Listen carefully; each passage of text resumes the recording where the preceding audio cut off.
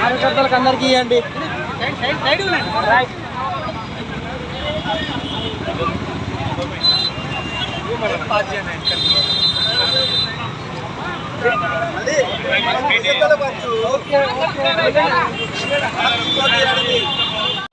Video సాగు కొట్టండి.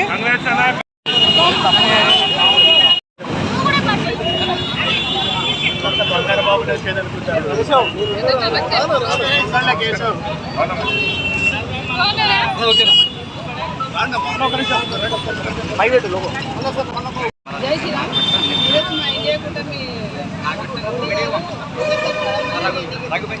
ప్రధానమంత్రితో ప్రమాణస్వీకారం 9వ తారీఖు చేస్తున్నారు. అందుకు మేము కర్నూలు జిల్లాలో భారీ ఎత్తున సంబరాలు జరుపుకుంటాము. ప్రతి గ్రామంలో ప్రతి ఊర్లో ఇలాగే సంబరాలు జరుపుకుంటాము. మోడీ గారి నాయకత్వం బాగుండాలి. మా మహిళలకి ఎప్పుడు ప్రత్యేక సీట్లు అందిస్తూ ఉంటారు కాబట్టి బాగుండాలి. మోడీ గారికి మరొకసారి మా తరఫున కృతజ్ఞతలు చెప్తున్నాం. భారత్ మాతాకి ఈరోజు మా నరేంద్ర మోడీ గారు 3వ ప్రధానమంత్రి అయినందుకు, అలాగే కూటమి అభ్యర్థులు ప్రతి ఒక్క చోట భారీ మెజార్టీతో మేము గెలిచినందుకు చాలా ఆనందాలు ఇక్కడ పండుగలాగా జరుపుకుంటున్నాం. ధన్యవాదాలు. భారత్ మాతాకి జై.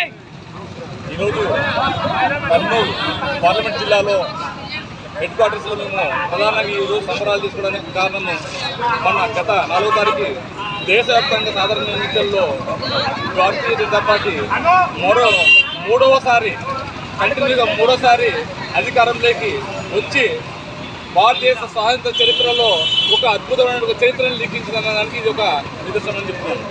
ఎందుకంటే గతంలో స్వాతంత్రం వచ్చిన సందర్భంలో ఒక నెహ్రూ ప్రధానిగా ఉన్నప్పుడు మాత్రమే ఆయన 3 సార్లు ప్రధాని అయినాడు. అయితే గెలిచినది మాత్రం 2 సార్లు మాత్రమే. కానీ భారతీయ జనతా పార్టీ అతను నరేంద్ర మోడీ గారి నాయకత్వంలో 3 సార్లు ప్రజాభిప్రాయాన్ని గెలిచి 3వసారి కూడా ప్రధానమంత్రి కావడం అనేది ఇది ప్రజలు భారతీయ జనతా పార్టీ పట్ల ఇచ్చినటువంటి విశ్వాసం అనేది తెలియజేస్తున్నాం.